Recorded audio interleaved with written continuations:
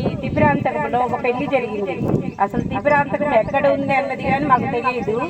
ఆ పెళ్లి ద్వారా నేను ఇక్కడికి వచ్చాను. అందరు పెళ్లి చేసుకుంటుంటే నేను నిద్రపోయాను బాగా. నేను ఆంజనేయ స్వామిని కొంచెం కొలుస్తుంటాను ఎక్కువ. నిద్రపోయిన తర్వాత నిద్రలో మెలకు వచ్చింది. మెలకు స్వప్నంలో ఆంజనేయ స్వామి కనిపించి, అమ్మ నేను అనుకున్నాను నువ్వు రా నా కాడికి అని చెప్పేసి చెప్పాడు.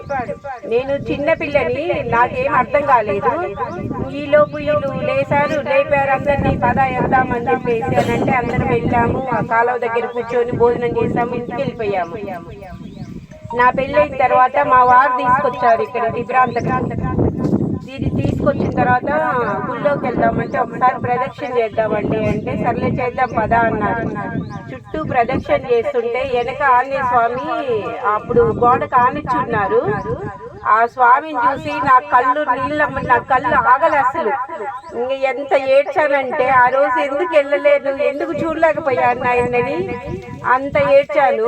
ఇక్కడ స్వామి ఉపాత్త సమస్త దురితక్షయ ద్వారా శ్రీ పరమేశ్వర ఉద్దిశ్య శ్రీ పరమేశ్వర ప్రీత్యర్థం శుభాభ్యాం శుభే శోభన అభ్యుదయ ముహూర్తే శ్రీ మహా శంభో రాగ్రాయ ప్రవర్త అంతరః ద్వితీయ పరార్థే శ్వేత వరాహ